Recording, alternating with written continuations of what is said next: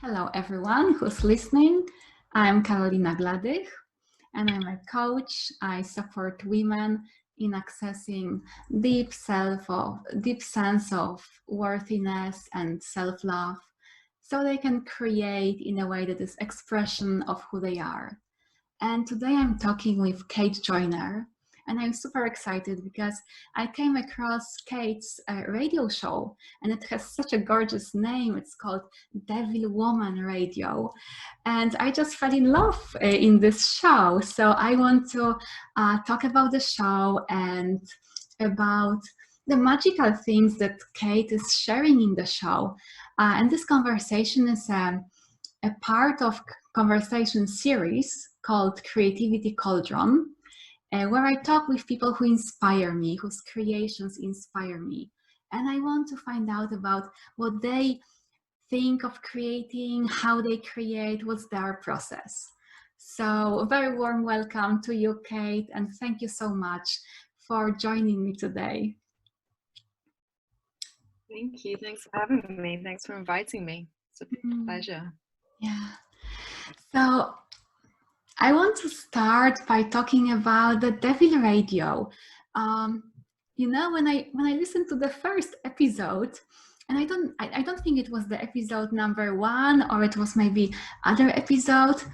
You didn't speak that much there. You were playing music, different artists, and you spoke a little bit in between, but it was so rich. It kind of it helped me access even different state of being, different consciousness almost. It was like deep slowing down and accessing like a very pleasurable feeling. It was really gorgeous. So I'd love to find out how this podcast or the radio show was born. How did you create it? So, the short answer for this, it's part of a deeper unraveling, but the actual show itself was born on a car journey from Northern California to Southern California. And we were stuck in a traffic jam on the east side of LA. And I was playing some music for the people that I was traveling with. And my kind of creative process comes from a very deep mythical landscape of being in relationship to the animate world. And so Devil Woman is a archetypal character of my mythopoetic unraveling that I'm in relationship with. And we were just playing these songs, and then it just came out of the ether. Oh, you should do a radio show, Devil Woman Radio.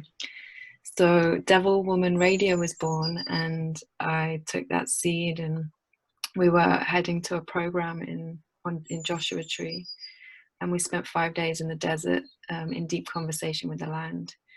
And in that process, the land spoke to me and said, go transmit my frequency.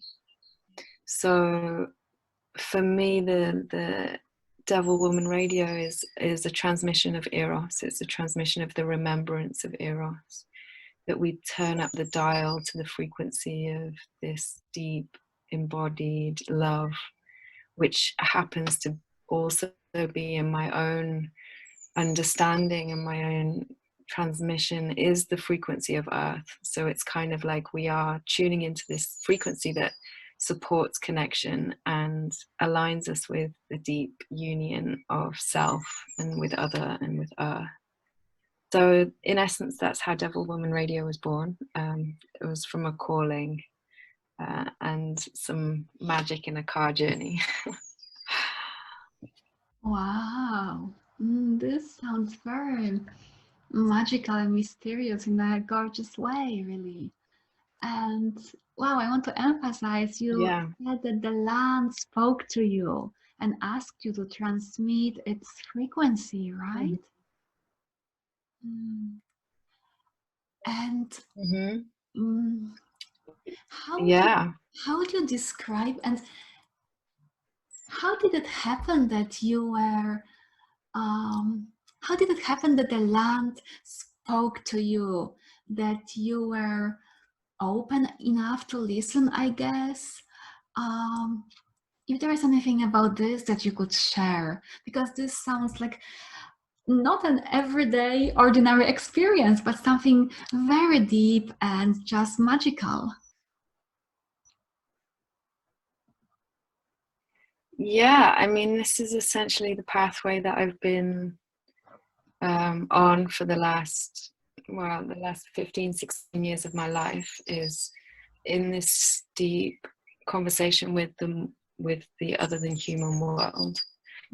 And so that was in the last 7 or 8 years, that's been a conscious kind of cultivation and initiation, and then before that it was kind of something that I found myself falling into accidentally. And so really, you know, this is the work that I do with the women that I work with, is open the consciousness, opening our felt, feeling, sensing body and the imaginal realms to embrace the unseen, to embrace the world that is surrounding us and speaking to us all the time if we're attuned to listen. So really it's about cultivating the sensitivities that allow us to listen in this way, to listen to the dream of the earth and how she wants to speak to us. So that's kind of an ongoing undoing of our current way of seeing and way of perceiving the world into a really deep shift of consciousness and orientation to experience the world in this way. And it's really interesting because it's not something that can necessarily be explained. It can only be experienced. And when you start experiencing it, then you start to you start to understand, you start to get a sense, you know, it starts to move you. But that's how I would explain it right now.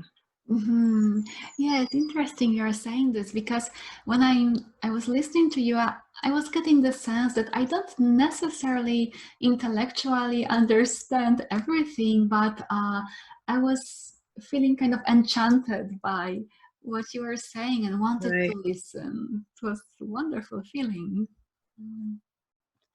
So I'd like to ask you now about the work that you do in the world. As I understand, it's been a long journey of connecting with the land and the frequency of earth and Eros. And you are also assisting women to connect with the wild nature and Eros. Could you say more about your work, please? Yeah, this is part of what I feel is being called for, is this deep remembrance of Eros and this deep reclamation of our feminine essence. And part of the work that I do is kind of supporting women to go through this kind of deep initiatory process where they essentially die, release, let go of the current ways that we've inherited of being woman, of what we know about being woman, which is kind of not necessarily very soul fulfilling, or we've been kind of trained or tamed or conditioned to be this subservient, domesticated kind of fitting into some kind of be nice and be pretty and kind of box. And we've kind of become quite divorced from our wildness and the more kind of the more kind of feminine frequencies that are very much needed on this earth right at this time. So part of my work is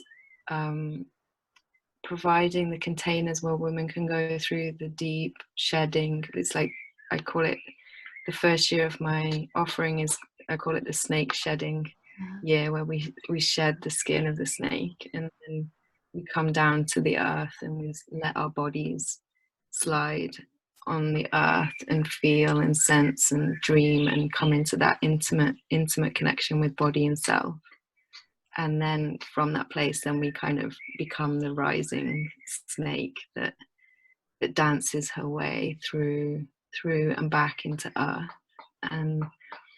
And so that's a little bit about what I offer. That's what I'm offering for women. Mm-hmm. Sounds also very mysterious and very, very gorgeous. And you mentioned snake shedding. Yeah. Snake, and you talk about devil, and a lot of people are afraid of snakes or devils in our culture. We can associate them with something either bad or dangerous, something to be afraid of. And but I can sense how deep magic and love and power they are holding. So I'd love to hear a little bit about devil, why devil woman, and why snakes, and how they relate with creativity, our power to create, and how the domestication perhaps limited our ability to create. Any thoughts on that? Yeah, that's a great question.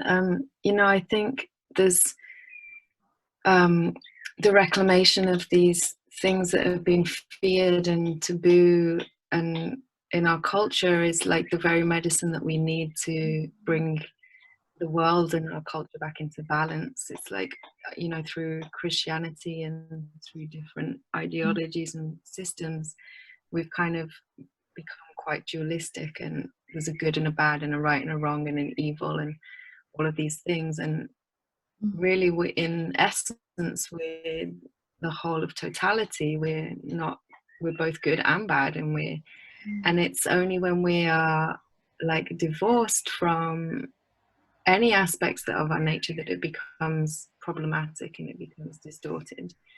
So, part of the reclamation is allowing ourselves to embrace the more feared, dark, elemental nature aspects of our being. Because when we actually go there, we see that it is the source of our creativity and it is the source of our power. And without connection to that deep well, if we're just, in the surface of a one-sided, let's just everything be nice, and then it cuts us off from a certain aspect of our nature that we fundamentally need. So, there's a quote by Jung, and he says about making the unconscious conscious. And so really, the unconscious is just everything that's been rejected and everything that's been shunned because it hasn't been accepted. But who hasn't it been accepted by? It hasn't been accepted by a culture that wants to create human beings that live in service to a system that is in service of itself. It's not in service of life. It's in service of capitalistic gain and keeping the rich rich, and it's not in service of the fullness of life, and it's divorced from the feminine. So it's fundamental that we do this. We turn towards the unconscious and the darkness and the things that have been feared, and because when we do that, we also find that they're not what we've labeled them to be, but they hold a deep resource for what we are all longing for as human beings. So that's essentially the soul journey. That's the initiatory journey, is being able to turn to what has been lost and reclaim. When you describe the divorce from the darkness or the wildness in us, I got the sense of kind of rigidity and dryness also. Like everything is kind of, what's the word, sterile and dry and rigid. And the devils, the snakes, the things you're talking about feel quite juicy and moist. I wonder if you have any examples or stories about how this reclamation can impact one's creativity. Yeah, I feel it's about making more of ourselves available to ourselves, like what you were sensing about the sterileness. And if we are, I feel like if we are only allowed, or it's only acceptable to be a certain way, we're missing all of these other parts of our human nature that are necessary for our creativity. It's like the reclamation of all of us. Um, and often the part of us that's been divorced is the source of our creativity. It's like the the culturally conditioned ego is like trying to keep a lid on the creative genius that lies on the inside, that has no concern for rules and regulation. And it's like the spark of creativity that's wanting to make itself manifest, and that's can sometimes be out it's very outside of the box. If we want to creation comes from outside the box. Nothing gets created within the same walls that it was created, and with the same consciousness. I think that's the thing that Einstein says. So if we want to create, we have to go outside the box, and that means going outside our own internal box also, to access the parts of us that are holding this deep well of aliveness and potential that is unlived. So I hope that answers your question. Yeah, I love how you said making more of ourselves available to us. I love it. So then the more creative juices can kind of, I'm getting this visual of some internal river kind of joining its force, and then it can overflow and creation can happen. Got this image. And in your radio show, That's a very beautiful image. yeah, thank you. In your radio show, you talk about a wellspring uh, of life, I think. I love the word wellspring, and you talk about source and about plugging into it. I'd love to hear more about it, because the idea of plugging into a source that is bigger than me, it gives me a feeling of being part of creation that is also bigger than me, that then it's not just about my ideas and my cleverness, but it's about something flowing through me. So I'd love to hear more about how you are seeing the wellspring or the source, and also perhaps what are your ways of plugging into it.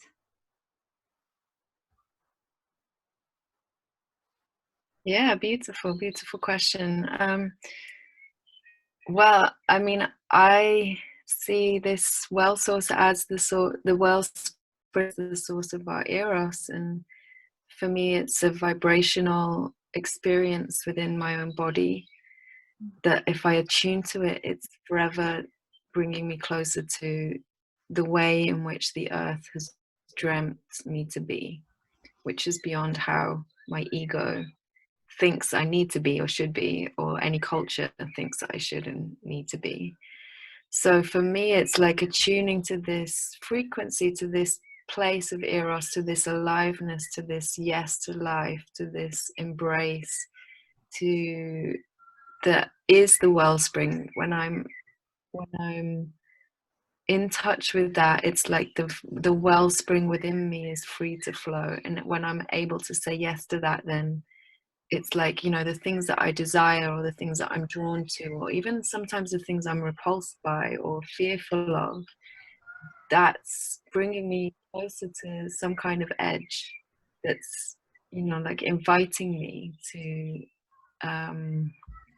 explore and, like connect with.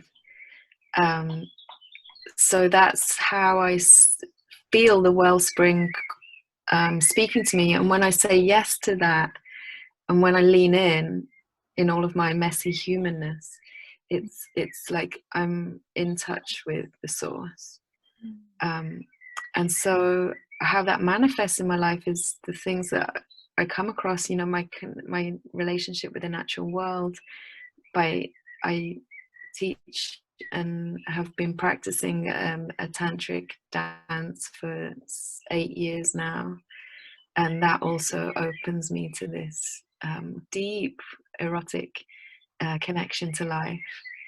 And then through that practice and through my connection with the land, and through my also the work that I do through the theatre, I'm just in this conversation where I'm just constantly being ushered, I guess, closer to this wellspring and to what this wellspring is asking of me. Mm-hmm. Mm-hmm.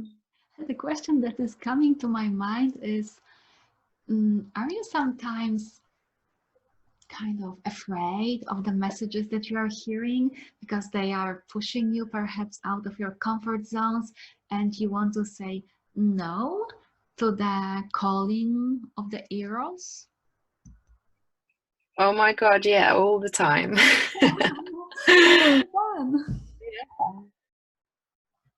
Yeah, and I think part of the work and the journey that I've also been on in myself is, you know, we can't say yes to the destiny of our soul. We can't say yes to the way Eros wants to shape us without having a solid intrapsychic foundation. So that means creating resources of deep wholeness, and we have to do a lot of self-healing.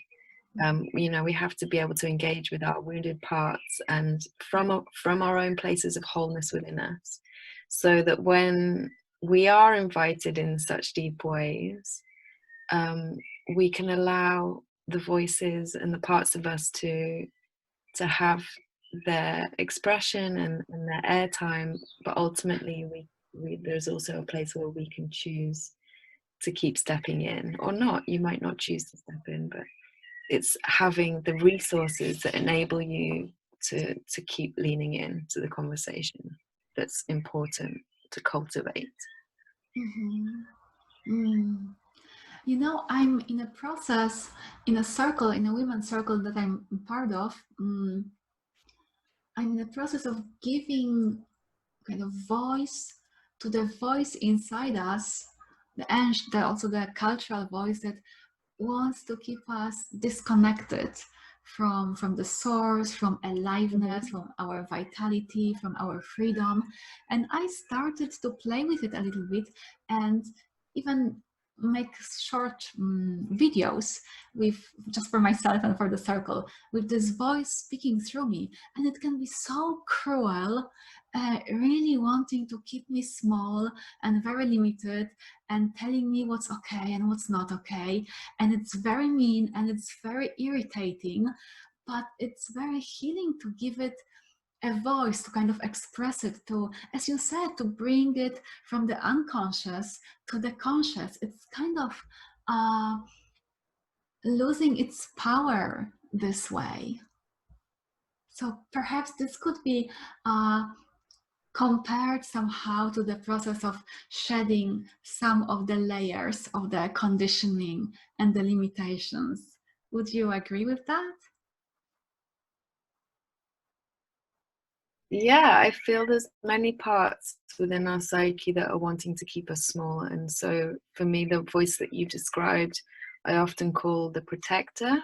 Mm-hmm. And it's kind of the one that's trying to keep us away from our power, our creative power, and our sensual, sexual power, and the life force that's there. And there are many parts within our psyche that want to keep us small. And so it's being able to identify them, and then be able to be in relationship with them from our wholeness, so that we are not sabotaged by them. And like you said, so that they also, and give them space so that they lose their intensity, they lose their grip on you. So it's a very beautiful process. We have to go through this journey of knowing ourselves intimately and the parts of ourselves so that we can live the life of our destiny and our soul and our eros and our creativity. Mhm. Something I want to ask you about is a particular moment in your creative process. So let's say that you are hearing the calling from the source, and it's asking you to do something, maybe to write or to share. Like in the example you gave at the beginning, to transmit its frequency, and you are feeling inside of you a yes. You want to say yes. Do you always know how will you create what it's calling you to create, or it's still a process of discovery and making mistakes? I'm very curious about it. Yeah, I mean, sometimes it's very clear, and then sometimes, it's, I think mistakes and that aren't necessary, I don't necessarily feel them as mistakes. They're just like learnings Mm-hmm. on the path, that always, so it's, I think as long, from my experience, it's like saying yes, and then I try one thing, or, the thing unfolds. So for example, with the radio show, like, I was like, okay, I'm going to create a radio show, and then I looked about doing it online, and then it came to me that we have a local radio station. So I wrote to them and I said, I have this idea for this show and I'd love to do it. And they were very excited because they don't have many women presenters. They have more male presenters, and they wanted more women's voice. And so I got invited, I got a slot, and then, a month or two later, the radio show's happening. And so it's never, I think it's just taking one step and then the next step, and then, sometimes that's a clear pathway, and then sometimes it's, we have to take a step back and then go down another pathway, and just learning in that process what works, what wants to come into fruition. Mm-hmm. Oh, I'm loving it so much because I'm seeing it as this beautiful dance, or the merging of the mystery, the eros, the frequency, the thing that it's difficult to describe, the kind of mystical experience, and then taking a very practical steps, one step at a time, and doing very practical things like calling a local radio station or searching something online, and then doing things that are kind of practical, but they are then allowing the flow of this mysterious, magical energy that I can sense and hear and feel during your radio show. Yes, exactly. I love the way that you're tuning in through your sensitivity to these images and the flow, and it's very, yes, exactly that. Yeah, we have to bring it into manifestation through the practical also. So Mhm. that's very much part of the work, to receive the vision, receive the calling, and then put it into practice. Mhm. Yeah. So I'm wondering, if you have moments that you are feeling stuck in your creative process, that uh, the creation it's not flowing, or that you are not sure what to do next, and if yes, what did you find helpful in such moments?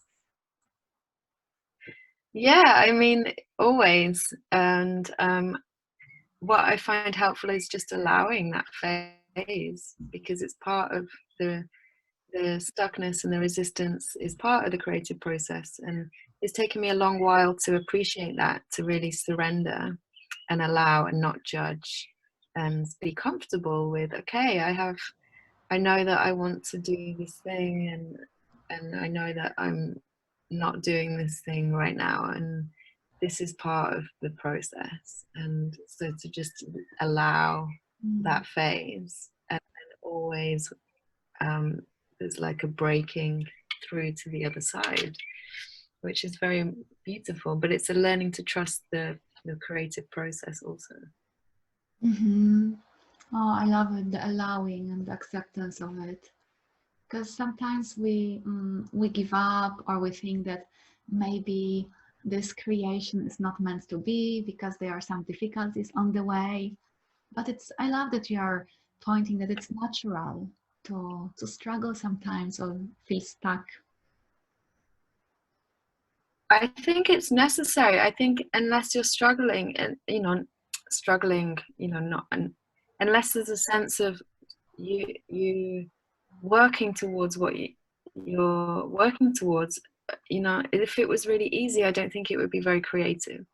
And Mhm. so it's like, and it evokes this discipline and this conviction of like, no, how behind you are, how behind yourself are you with your creation? Because if you're not very behind yourself, you're just going to give up in the Mm. first hurdle.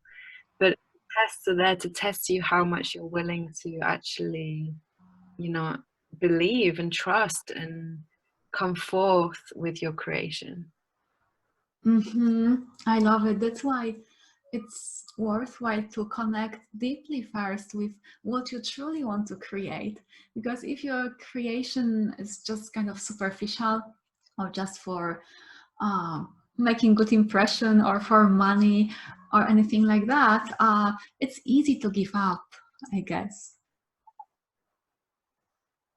Yeah, I think this is the difference between like an ego-driven creativity and a soul-driven creativity. If it's coming from the deep wellspring of your being, it's like that's very much a different place. If you're being called by forces beyond your personal sense of self to create, then that's a much different ball game than from, oh, I need to create something in order to, you know for your own personal gain or need, or it's like, is it the genius of us that's creating and wanting to come through, or is it the ego of us that's wanting something else? So it's, for me, that's the difference, between the strength of those two places. Oh, it's very helpful, this distinction. And it can be sometimes hard and frustrating if the creations from ego are not flowing. But in a way, it's great because it kind of forces us to look deeper and to connect deeper with a deeper place inside us. So in a way, this mechanism of needing to be behind yourself and put effort is very helpful, and it's for our own good, I believe. Yeah, that's beautiful. Yeah, always. So, Kate, what do you love most about creating? I love the freedom of it, and I love the ecstasy of it, and I love, um, the way in which it asks everything of me, and it's like a love affair, and it feels like it's the biggest love affair that I can have in this lifetime. So that's my devotion to my soul, to the earth, the soul of the earth, and to the creation that comes to me from that place. Mm. I really felt it when you said it asks everything of me, and you love it. It really feels like the biggest love affair. Wow. Mm. Mm. Oh, well, I'm sure that if people are listening to the replay, they are, at least some of them, equally enchanted by your words as I am. So, if someone would like to find out more about your work and your creations, um, is it possible for them to get in touch or explore your work? Yeah, please do. At the moment, you can find me at silvermoonpoetry.com, and my email is info@silvermoonpoetry.com. And you can also tune into the Eros chamber on Spotify, which is where I put the radio station. So I have my poetry and the radio station in that podcast, the Eros chamber. And yeah, just be in touch. We'd love to hear from you. I'm also on social media on Facebook and Instagram, so you can find me there. And I will put the links in the description. And are you creating anything right now that you would like to share about? Well, I'm very much in the creation of bringing all of my work into one place. So I'm creating a school called the Dancing Serpent Mystery School. And I'm very soon going to be opening the veil to that world into the world. So watch this space for the Dancing Serpent Mystery School. Oh, Dancing Serpent Mystery School. Even the name is so mysterious and gorgeous. Wow. Oh, is there anything that you would like to add, Kate? Maybe there was a question that I didn't ask, but it's coming to you, or anything else about Eros or devils or serpents or creating? No, I feel it's a very beautiful interview, the way you held the questions. So I feel, yeah, very honored and complete, and with much appreciation for the invitation to come and speak with you. So thank you so much for having me. Thank you so much, Kate.